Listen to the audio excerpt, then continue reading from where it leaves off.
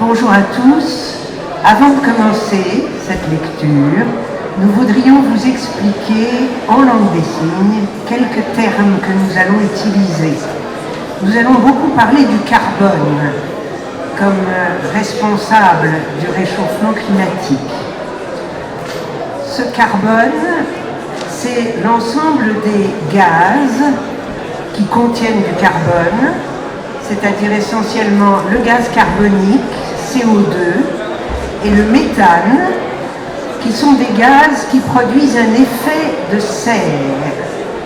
Cet effet de serre, c'est le fait que ces gaz réalisent autour de l'atmosphère terrestre, dans l'atmosphère terrestre, comme une coque en plastique d'une serre qui empêche la chaleur produite par le rayonnement solaire de quitter l'atmosphère.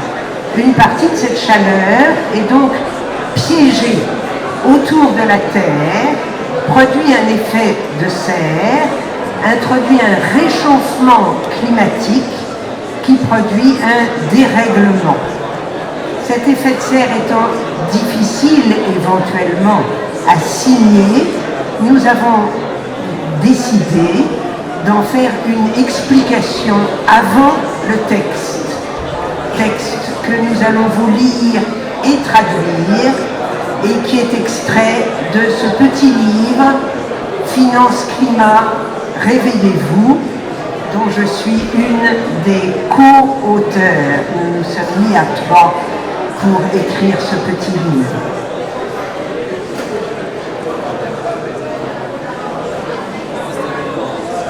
Et nous allons commencer avec une brève histoire du climat. Les Nations Unies organisent des conventions internationales, dont la Convention cadre des Nations Unies sur les changements climatiques. L'organe suprême de ces conventions sont les conférences des parties, ou COP, qui sont des conférences des États signataires. En 1979, la première conférence mondiale sur le climat a eu lieu à Genève. Elle est composée de tous les États membres de la conférence et elle vérifie la bonne application des objectifs des conventions internationales adoptées. En 1988, le Programme des Nations Unies pour l'environnement, PNUE, est créé et crée le groupe d'experts intergouvernemental sur l'évolution du climat. Ce groupe d'experts qui s'appelle le GIEC, pour procéder à intervalles réguliers à une évaluation de l'état des connaissances sur les changements climatiques. En 1990, 2 ans après, on a le premier rapport du GIEC qui reconnaît la responsabilité humaine dans le dérèglement climatique. En 1992, 3e sommet de la Terre à Rio de Janeiro, qui reconnaît officiellement l'existence du dérèglement climatique et la responsabilité humaine dans ce phénomène. Son objectif est de stabiliser les concentrations atmosphériques de gaz à effet de serre à un niveau qui empêche toute perturbation humaine dangereuse du système climatique.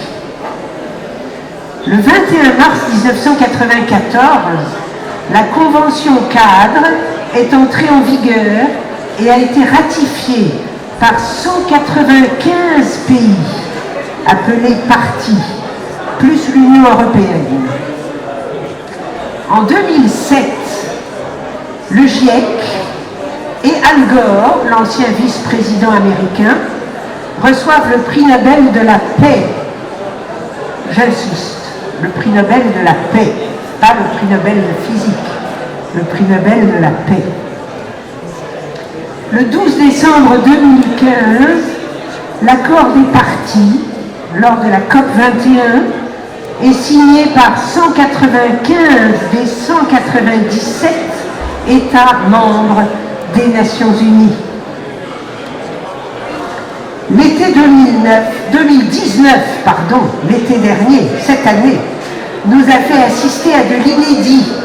Le mois de juillet a été classé mois le plus chaud jamais mesuré dans le monde, tandis qu'en août, l'Islande procédait à un geste spectaculaire de commémoration d'un des plus grands glaciers d'Europe, désormais disparu de son territoire. 25 septembre 2019, premier rapport du GIEC consacré aux mers et aux glaces, qui prévoit un monde marin encore plus chaud, encore plus acide, encore moins peuplé.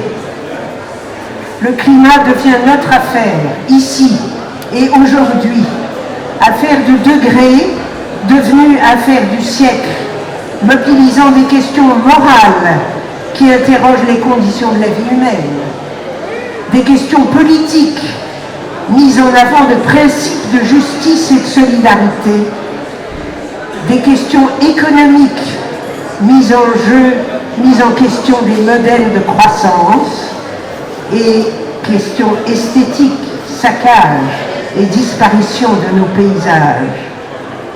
Le diagnostic des scientifiques est sans appel. L'activité humaine est à l'origine du dérèglement climatique et la production des gaz à effet de serre augmente de plus en plus vite depuis le début de l'ère industrielle. On connaît les causes du problème, c'est l'activité humaine, industrielle et agricole. Et c'est une bonne nouvelle, car si nous sommes la cause, nous pouvons être la solution. Les accords de Paris proposent aux signataires d'atteindre zéro émission nette, c'est la neutralité carbone, en 2050. Mais nous continuons de produire du carbone et le réchauffement augmente, générant des cercles vicieux.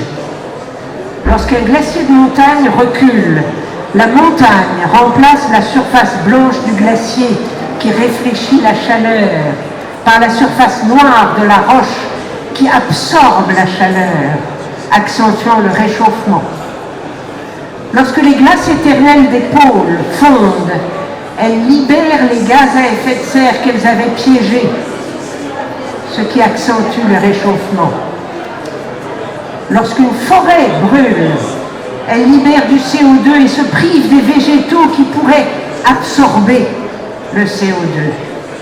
Il nous faut arrêter cette machine infernale, la surproduction, la surconsommation, l'agriculture industrielle, la consommation de viande, les transports à toute vitesse, les vêtements à durée de vie courte. Il nous faut changer radicalement de manière de vivre. On connaît les causes et on commence à percevoir concrètement les conséquences. Record de chaleur, record de sécheresse, record d'inondations, disparition de la biodiversité. Les citoyens européens et les citoyens du monde commencent à s'emparer de ces données pour changer leur vision du monde. Et les modes de vie occidentaux se modifient, lentement, avec des à-coups, mais vers une prise en main de notre destinée commune. Nous avons déjà exploré ensemble, je veux dire avec chemin d'essence, la possibilité du zéro émission nette de gaz à effet de serre à l'horizon 2050. La neutralité carbone nécessite 3 impératifs. Premièrement, économiser l'énergie. Deuxièmement, économiser l'énergie. Troisièmement, remplacer les énergies fossiles par des énergies non carbonées. Nous avions examiné la sobriété, l'efficacité, l'économie circulaire, réparer, recycler, réutiliser. Nous avions fait l'inventaire des domaines les plus producteurs de gaz à effet de serre, logement, transport, agriculture. Cet examen permet de faire des choix individuels et collectifs, manger moins de viande, chauffer moins fort, prendre un vélo ou des transports en commun, ne plus prendre l'avion quand on peut prendre le train. Mais nous savons aussi que ça ne suffit pas. que le temps presse, qu'il est indispensable de penser le climat à grande échelle, d'agir vite et fort. Les mouvements des jeunes qui se sont emparés du sujet sont conscients que c'est leur avenir qui se joue aujourd'hui. N'étant pas encore engagés personnellement dans le productivisme capitaliste libéral, ils nous proposent un changement culturel. Moins produire, moins consommer, n'utiliser de la planète que ce qu'elle peut reconstituer, se fixer d'autres objectifs de vie que l'accumulation de richesses, lui préférer l'accumulation de savoir, l'accumulation de relations, d'amour, de rêves.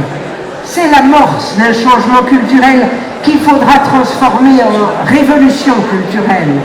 Mais il faut aussi, en même temps, contraindre l'économie à quitter le domaine risqué de la spéculation financière et du jeu boursier pour investir notre richesse dans l'économie réelle, pour isoler nos habitations et les locaux publics, pour innover dans les transports, pour accompagner la transition agricole, pour financer la recherche de nouveaux conforts non carbonés, pour mettre en place des énergies renouvelables.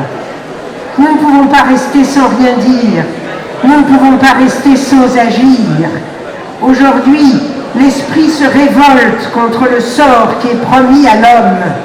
Nous, citoyens d'Europe et citoyens du monde, associés dans une même communauté de destin, n'acceptons pas que l'humanité se dirige sans réagir vers le chaos climatique. À l'échelle de l'Europe, nous pouvons initier un processus efficace. Nous sommes le continent le plus riche. Nous devons mettre nos richesses au service du bien commun. Comment faire?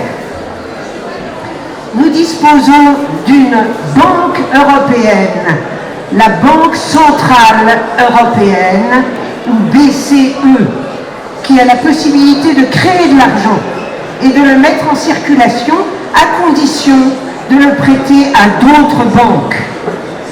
Cette Banque centrale européenne a créé beaucoup d'argent ces dernières années et elle s'apprête à en créer davantage.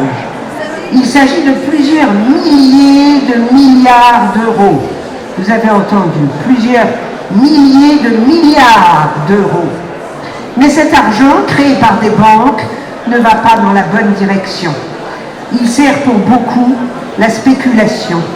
Il sert à des placements qui rapportent aux actionnaires, mais pas aux nécessités climatiques.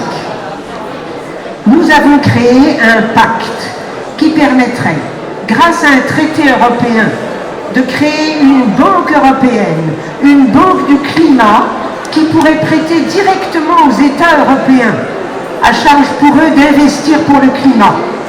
La banque du climat recevrait l'argent créé par la BCE ou le remboursement de cet argent qui a déjà été créé et prêté. Elle prêterait de l'argent pour isoler les bâtiments publics et privés, pour aider à la transition agricole, pour assurer le transport public des biens et des personnes. Cela revient à faire des investissements à long terme au lieu d'assurer la rentabilité rapide et artificielle des investissements spéculatifs. Créer une banque européenne du climat n'est pas très difficile. Il existe déjà, à l'échelle de l'Europe, une BEI, une Banque européenne d'investissement, qui peut, elle, prêter à des entreprises, à des collectivités, à des États. Et la Banque du climat pourrait en être une filiale. Ça a l'air compliqué, mais les traités sont complexes. En tout cas, c'est possible et réalisable rapidement. Et nous avons déjà fait des choses beaucoup plus difficiles. Il s'agirait finalement, pour les États, de prêter pour réaliser des investissements qui ne seront pas rentables immédiatement, mais qui le sont dans la durée. Par exemple, lorsqu'on entreprend d'isoler un immeuble, ça coûte cher. Mais dans les années qui suivent, la facture de chauffage et de climatisation diminue beaucoup et la différence permet de rembourser l'emprunt qui a servi à financer les travaux. Et la diminution de consommation pour chauffer et climatiser est bonne pour le climat. Autre exemple, pour changer de pratiques agricoles, il faut accepter une diminution de rendement pendant les premières années. Il faut investir dans la formation, dans les semences, dans la main-d'œuvre. Mais ensuite, les rendements augmentent et les frais diminuent. L'emprunt peut être remboursé. De même pour les transports et pour les nouvelles sources d'énergie. Et cela suppose aussi une redistribution du travail. Vous savez tous qu'il y a du chômage en Europe. L'organisation de grands travaux climatiques donnerait du travail, créerait des millions d'emplois. Voilà un bon moyen de faire reculer nettement le chômage et la précarité. Un bon moyen donc de réconcilier l'Europe avec ses citoyens. En plus de ces prêts, il est indispensable que l'Europe dispose d'un vrai budget pour agir à la hauteur de nos ambitions. Les taxes sur les entreprises sont variables d'un pays à l'autre en Europe, comme c'était le cas autrefois aux États-Unis. Cela provoque une concurrence entre les États et les entreprises se localisent dans l'État dont les taxations sont les plus basses. Cela incite les autres États à baisser les taxes pour attirer les entreprises. C'est ce qu'on appelle le dumping fiscal. Les taxes sur les entreprises ont ainsi baissé en Europe, passant de 40% à 19% en moyenne en 40 ans.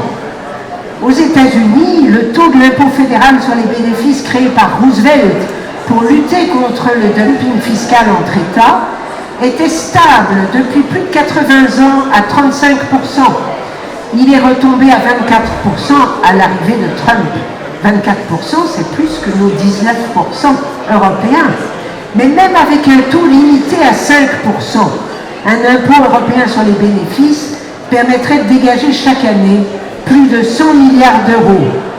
Une somme qui permettrait d'abonder le budget européen pour cofinancer ce chantier de division par 4 de la production de CO2 sur le territoire européen, d'investir massivement dans la recherche, sur le stockage de l'énergie, sur les transports, sur une nouvelle génération d'ordinateurs plus sobres en électricité, et d'augmenter très nettement l'aide aux pays d'Afrique et du pourtour méditerranéen, vis-à-vis desquels nous avons une responsabilité. Il suffit que l'Europe adopte ce pacte finance-climat par un traité qui permette la création de cette banque du climat et la constitution d'un budget climat pour que chaque État dispose des moyens financiers d'agir. Pour être plus complet, il faudrait d'autres décisions, car il faut aussi interdire les subventions aux énergies fossiles et taxer l'importation de produits producteurs de gaz à effet de serre. Mais de tout cela, il ne s'agit que de décisions politiques. Les décisions politiques peuvent se prendre très rapidement. Elles se prennent quand elles sont mûres. Le droit de vote des femmes en France date de 1945, il y a seulement 74 ans. La décision a été prise très facilement quand l'évidence culturelle que les femmes ont les mêmes droits de s'exprimer que les hommes. Il en a été ainsi de toutes les décisions politiques lorsqu'elles sont devenues culturellement évidentes. Il est en train de devenir culturellement évident que l'activité humaine carbonée est en train de nous conduire à la catastrophe. Il est en train de devenir culturellement évident que nous devons changer notre mode de vie, nos aspirations, notre consommation, notre production. Il est en train de devenir culturellement évident que nous devons faire vite et mettre toutes nos ressources à la disposition du projet de régulation climatique. C'est pourquoi les décisions politiques doivent se prendre C'est pourquoi les décisions politiques peuvent se prendre. Et cela revient à mettre la politique au cœur de nos préoccupations. La politique comme vision culturelle de la vie en société, comme modèle d'une organisation sociale qui nous permette de vivre des jours heureux. La politique comme action sur l'organisation de notre environnement local, départemental, national, européen, mondial. La politique comme préservation de notre petite planète à laquelle nous ne pouvons pas demander plus que ce qu'elle peut nous offrir. Et je voudrais conclure en vous rappelant la nécessité d'avoir des rêves. Seuls les rêves nous permettent de construire des projets, de nous battre pour les réaliser et d'en éprouver du bonheur. Je vous souhaite tout le bonheur du monde.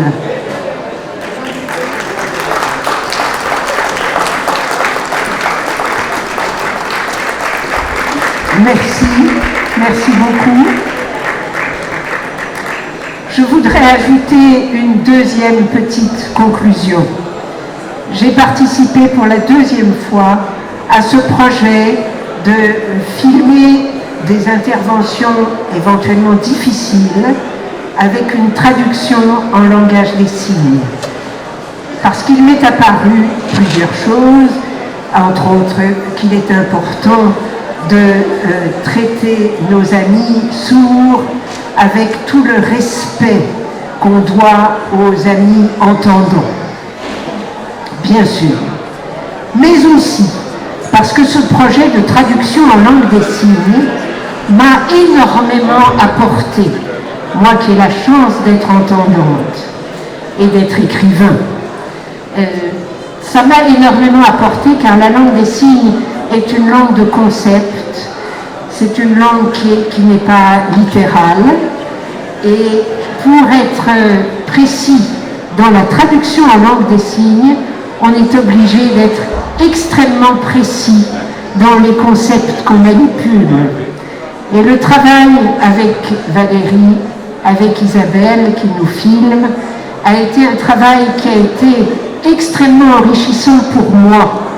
J'espère qu'il sera aussi un résultat enrichissant pour nos amis sourds, mais j'aimerais qu'il soit aussi enrichissant pour nos amis entendants qui ont pu avoir la chance d'à la fois en même temps m'entendre et me comprendre grâce à leurs oreilles et voir Valérie signer et comprendre la correspondance qu'il peut y avoir entre les concepts parlés et les concepts signés. Je vous remercie beaucoup d'avoir participé à cette expérience magnifique et qui pour moi a été un bonheur, et je suis prête à recommencer autant de fois que cela pourra être fait. Merci.